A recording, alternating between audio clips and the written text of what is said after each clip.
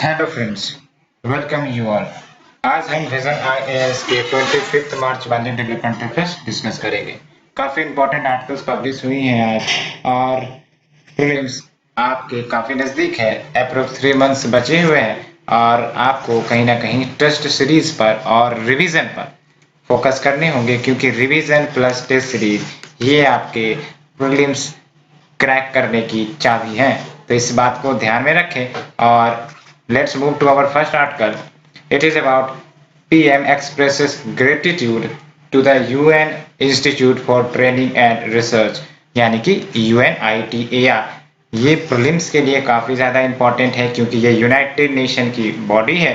और जब कोई leader, for example Indian prime minister का इन्वॉल्वमेंट है, तो ये आर्टिकल और भी ज़्यादा महत्वपूर्ण हो जाती है।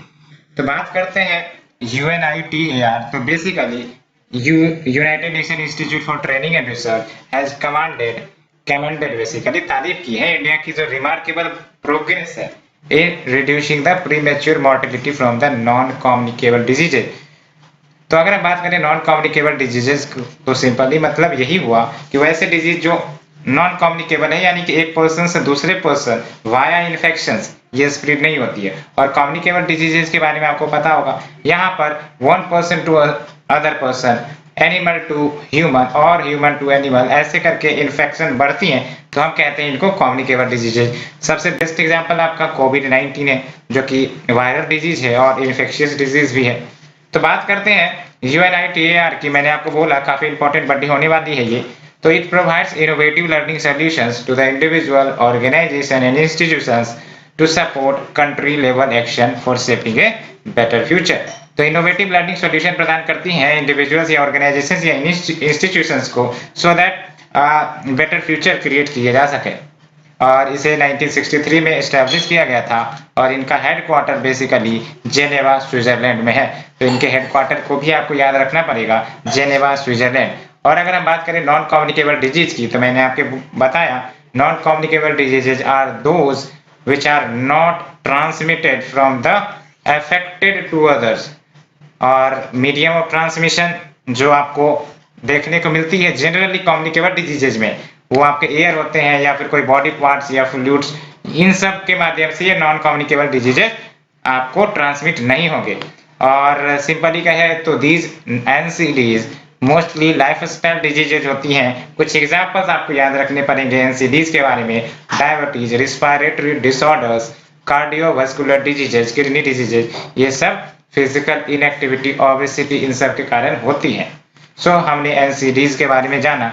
एंड अगर status of NCD in India की बात करें, तो भारत में नियरली 5.8 मिलियन पीपल एज पर the WHO report 2015 die from NCDs every year. तो काफी ज्यादा स्पाइक डाटा आप देख सकते हो, 5.8 मिलियन यानी कि 58 lakh people every year NCDs के कारण डेथ होते हैं।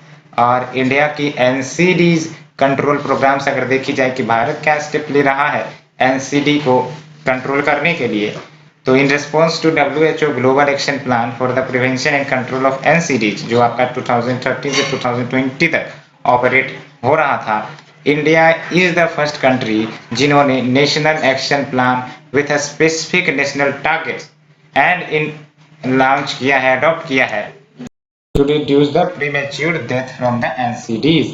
Or we have also national monitoring framework for prevention and control of NCDs. Or along with that, we run the various national programs for prevention and control of cancers, diabetes, cardiovascular diseases and stroke. And there is also national program for health care of elderly. ये सब कुछ देख सकते हो आप initiatives Bharat की तरफ से, और आपको डेफिनेटली मेंस के लिए याद रखने होंगे। खासकर एनसीडी कंट्रोल प्रोग्राम जो चलाई जा रही है गवर्नमेंट ऑफ इंडिया की तरफ से। एंड आप कुछ बातें यहाँ याद रख सकते हो, जैसे national monitoring framework for prevention and control of NCD, we have national programme for health care elderly, and we have basically such other programme. And अगर हम अन्य बातें देखें, तो एज पर the WHO global health observatory, India succeeded in reducing premature NCD related mortalities। आप status देख लो, काफी बड़ी अचीवमेंट है।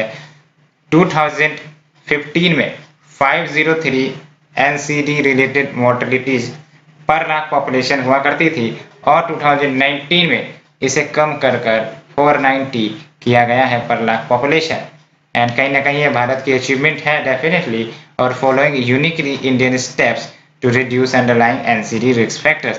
तो देख सकते हो और क्या क्या यूनिकली इंडियन स्टेप्स लिए जा रहे हैं। तो रिप्लेसमेंट ऑफ फ्यूल वुड किए जा रहे हैं by the LPGs across the rural households. और आपको भी पता है कि ये जो एलपीजी सब्सिडी स्कीम के तहत एलपीजी दिए जाती हैं वोमेन्स को, ये सब इनडायरेक्टली कहीं ना कहीं एनसीडी डिजीज से बचे जाने का एक तरीका है। And this has significantly reduced the household pollution, thereby reducing risks of cancer and chronic lung and respiratory diseases, along with promoting an active life worldwide through activities like yoga, जो कहीं ना कहीं एड्रेस कर सकता है the risks of cardiovascular diseases। तो इन सब बारे में हमने बात की है। और आपको प्रीलिम्स के लिए क्या याद रखनी है, तो यस आपको सबसे इंपॉर्टेंट बात UNITAR के बारे में जाननी है, क्या ऑब्जेक्टिव है इसका और इसके हेडक्वार्टर क्या है, क्योंकि ये यूनाइटेड नेशन की बॉडी है तो आपको याद तो रखने होंगे। और एनसीडी डिजीजेज क्या होती हैं, कुछ एग्जांपल्स आपको याद रखने हैं, अलोंग विथ जो डाटा है ये आपको याद रखने की जरूरत नहीं है, ये आपको प्रीलिम्स के लिए इंपॉर्टेंट नहीं है, लेकिन हाँ मेंस के लिए बेहद ही महत्वपूर्ण डाटा है जब भी कोई क्वेश्चन एनसीडीज के ऊपर आएंगी तो। And now we have the second article. It is after 2-year pause, India-Pakistan Permanent Indus Commission talks begin हुए हैं। तो आपको भी पता होगा भारत और इंडिया के साथ, मतलब भारत और पाकिस्तान के साथ sorry, Indus water treaty sign हुई थी। और इसी इंडस वाटर ट्रीटी के तहत जो पीआईसी है यानी कि परमानेंट इंडस कमीशन, इनको मीट करना होता था regularly at least once a year, alternatively in India once a time and then once in Pakistan. Or in the meeting, Pakistan raised objections over the designs of the Pakul Dam and the Lower Kalnai basically hydropower projects जो Jammu and Kashmir में। तो अभी जो recent meetings हुई है इसमें पाकिस्तान ने objections raise किए थे over the design of Pakal Dul and lower Kalnai hydro power projects के ऊपर जम्मू एंड कश्मीर में। और ये याद रखना है आपको, Pakal Dul and lower Kalnai hydro power project कौन से रिवर पर बनाई जा रही हैं, चेनाब रिवर पर।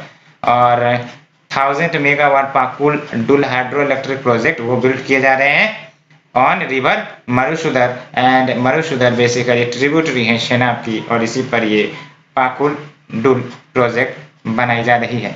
और पाकिस्तान ने बेसिकली एडिशनल इन्फॉर्मेशन भी मांगे हैं हाइड्रो पावर प्रोजेक्ट्स के ऊपर in the Ladakh sanction by the India.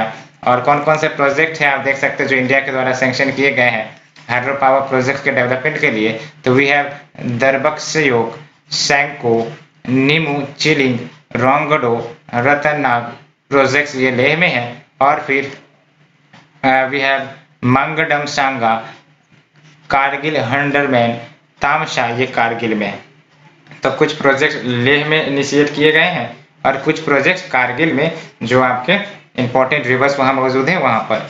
और क्या इसे याद रखनी है, तो बिल्कुल आपको याद रखने की जरूरत नहीं है, सिंपली आपको ये याद रखना है ये पाकल डुल और lower Kalnai hydro power project कौन से रिवर पर बनाई जा रही हैं, तो चेनाब रिवर पर बनाई जा रही है। सबसे इंपॉर्टेंट जो आपको प्रीलिम्स प्लस मेंस के लिए जानना है वो है इंडस वाटर ट्रीटी। और जब हम बात करते हैं इंडस वाटर ट्रीटी की, तो सबसे इंपॉर्टेंट बात एंड मोस्ट इंपॉर्टेंट वो ये कि Indus water treaty world bank के द्वारा बेसिकली एज एन कह सकते हो कि मेडिएटर के रूप में साइन करवाई गई थी between the India and the Pakistan in 1960। That's why we know Indus water treaty 1960। और इसके तहत क्या एग्रीमेंट है, तो बेसिकली आपको भी पता है कि जो इंडस रिवर सिस्टम है जिसमें आपके 6 रिवर्स आ जाते हैं, और वो 6 रिवर्स के नाम आपको ही पता होने चाहिए, इंडस, झेलम, चेनाब और जो आपका रवि, बिहार, सतलज। तो इनको अगर ओवरऑल डिमार्केट किया जाए तो एक तरफ वेस्टर्न रिवर हो गई इंडस, झेलम, चेनाब, और दूसरी तरफ ईस्टर्न रिवर हो गई रवि, बिहार, सतलज। तो इस ट्रीटी के तहत बेसिकली वेस्टर्न रिवर का जो कंट्रोल कह सकते हैं एक प्रकार से, इनकी जो वाटर है वो पाकिस्तान को दे दी गई थी, और जो ईस्टर्न रिवर का कंट्रोल है और इनके वाटर पर जो अधिकार है वो इंडिया को दे दी गई थी।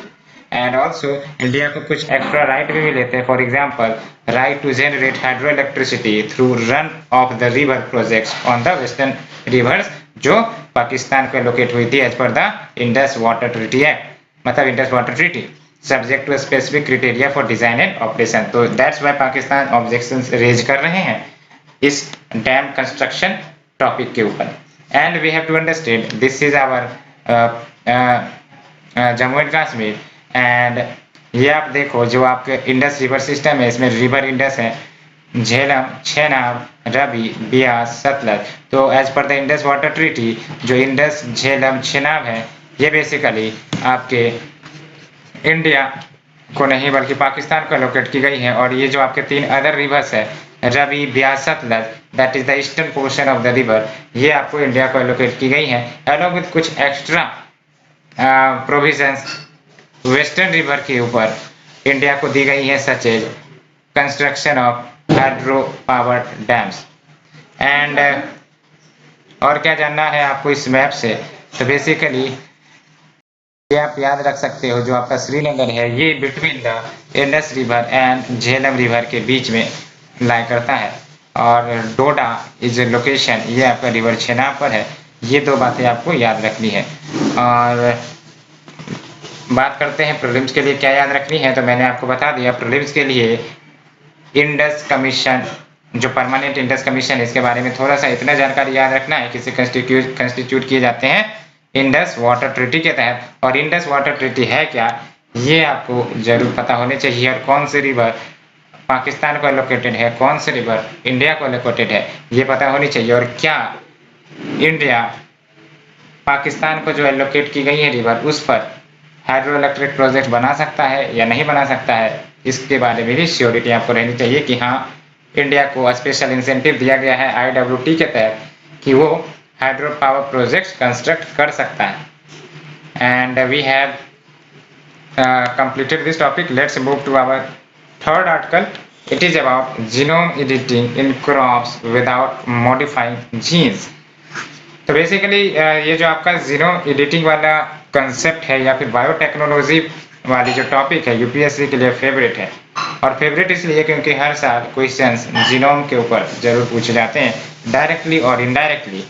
और अगर हम बात करें इस टॉपिक के बारे में, तो जो पॉपुलर जीनोम एडिटिंग टेक्नोलॉजी है, पहली बात आपको यही रखना है, CRISPR-Cas9 recently seen in news क्या है, तो ये आपको याद रखना है। पॉपुलर जीनोम एडिटिंग टेक्नोलॉजी है ये, एंड इसका इस्तेमाल किया गया है to change the colour of tomato to yellow and improve its trait by Kochi based firm. तो जीनोम एडिटिंग का मतलब तो यही हुआ, चाहे वो कलर हो, चाहे वो शेप हो, चाहे वो उसकी साइज हो, इन सब को अगर अल्टर कर दी जाती है एट द मॉलिक्यूलर लेवल जाकर, तो इसी को तो हम जीनोम एडिटिंग करते हैं। तभी तो इसके कलर में या फिर इनके जो साइज है, क्वालिटी है, इन सब में भी परिवर्तन लाया जा सकता है।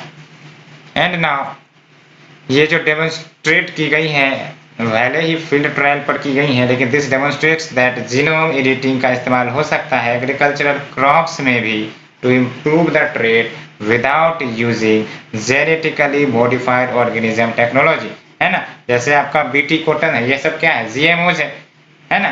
तो उसमें तो हम डायरेक्टली जीएम मॉडिफाइड ऑर्गेनिज्म का इस्तेमाल करते हैं, लेकिन यहाँ पर देख सकते हो डायरेक्ट हम जीन एडिटिंग करके हमने जो ट्रेड्स हैं उसको इम्प्रूव करने का प्रयास किया है।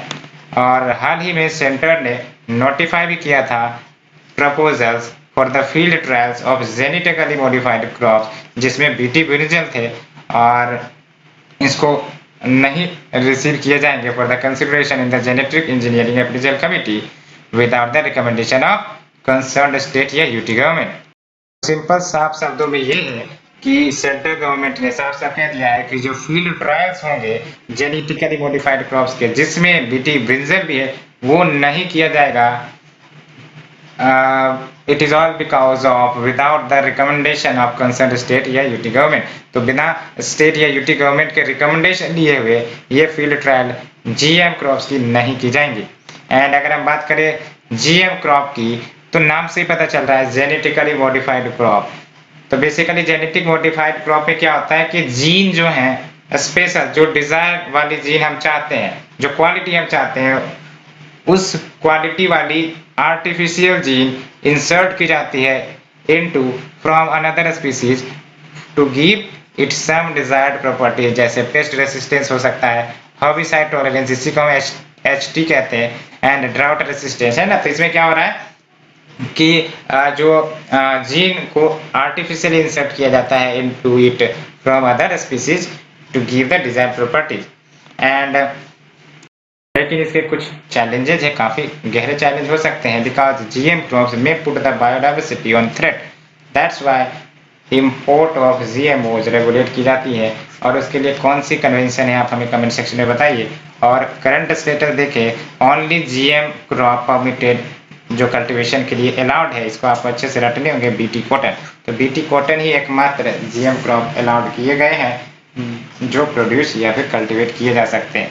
और ये भी याद रखना है, ये जो आपका food safety and standards authority of India है FSSAI, वो रेगुलेट करती है GMO levels in the important consumable, कि कोई भी इम्पोर्टेंट कंज्यूमरेबल गुड्स हैं उसमें GMO लेवल कितना अलाउड हो तब जाके उसे इंपोर्ट किया जाए या फिर न किया जाए। और ये याद रखना है कि कोई भी GM क्रॉप्स इंडिया में वो कमर्शियल लेवल पर उपलब्ध होंगे या नहीं होंगे, उसके लिए we have genetic engineering appraisal committee, वो रेगुलेट करती है the release of commercial GM crops.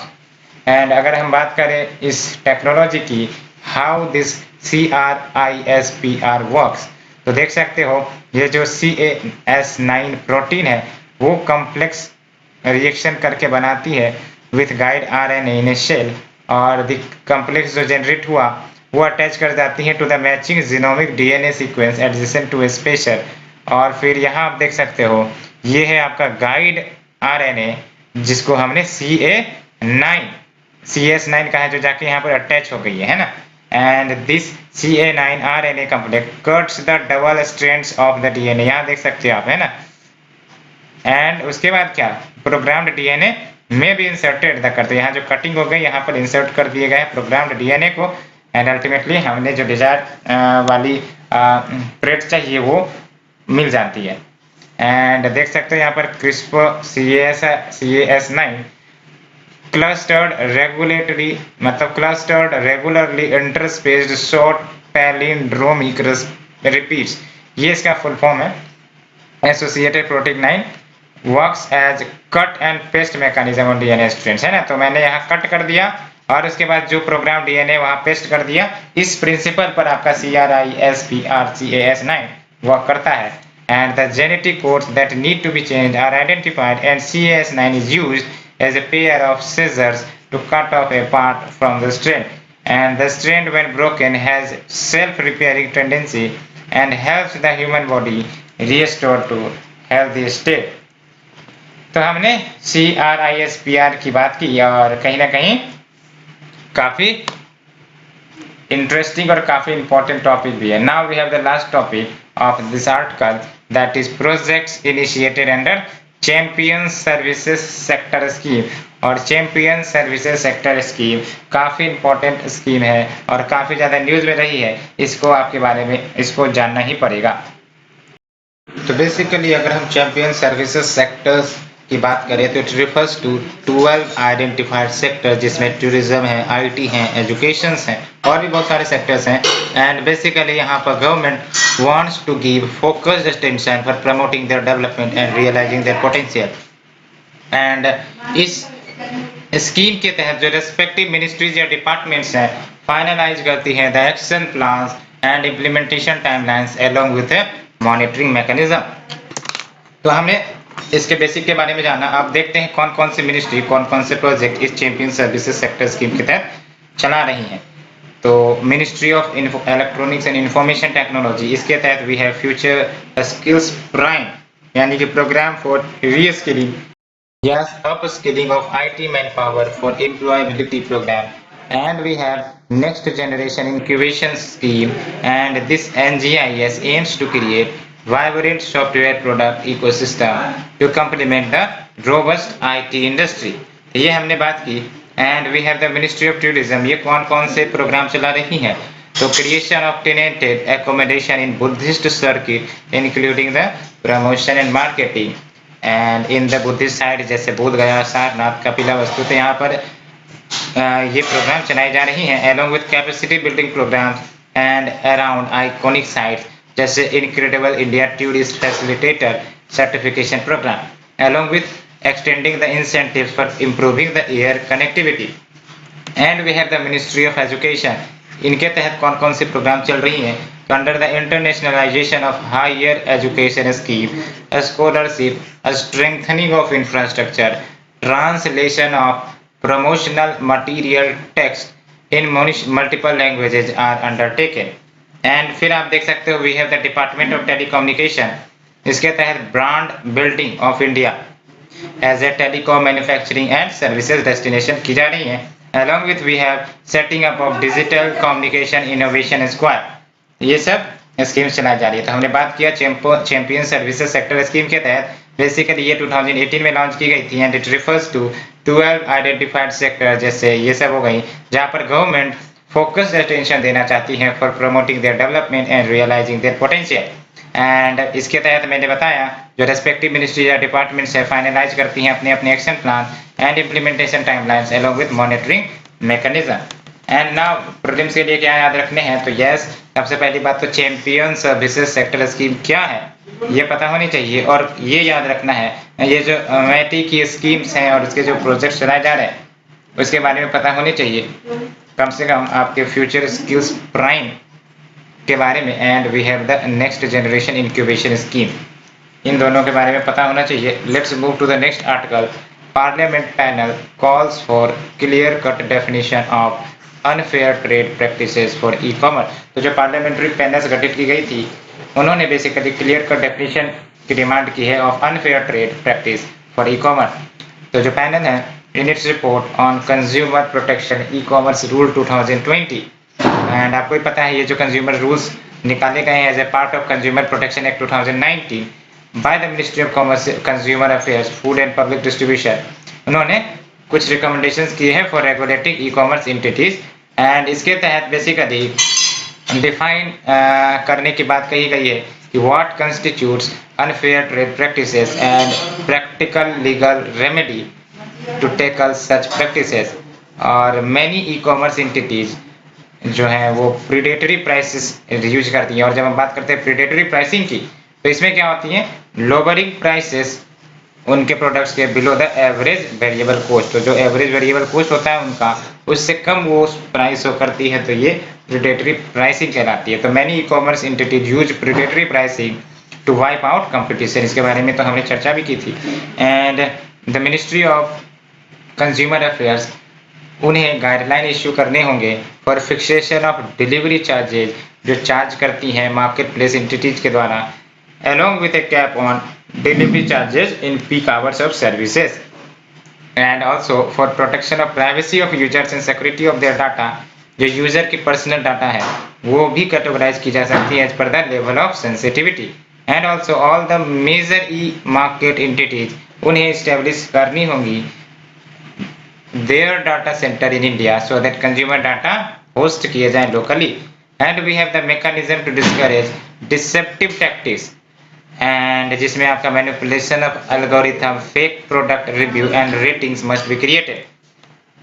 है ना? तो ये सब बातें की जा रही थी कि जो डिसेप्टिव टैक्टिक्स लगाई जाती हैं इन सेलर्स के द्वारा जिसमें मैनिपुलेशन किया जाता है एल्गोरिथम का, फेक प्रोडक्ट रिव्यूज की जाती हैं, रेटिंग्स, इन सबको खत्म करने.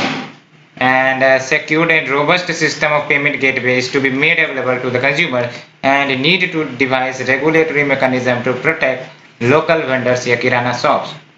एंड अगर हम की हाईलाइट की बात करें, ये जानना है आपको consumer protection e commerce rule 2020 की, तो ये जो रूल्स हैं वो अप्लीकेबल होंगे to all electronic retailers registered in India और abroad but offering goods and services to Indian consumer.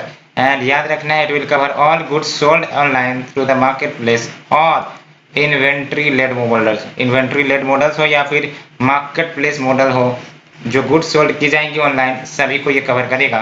And in market place model क्या होता है? जो थर्ड पार्टी सेलर्स होते हैं वो क्या करते हैं? अपने प्रोडक्ट को लिस्ट करते हैं और उसके बाद सोल्व करते हैं.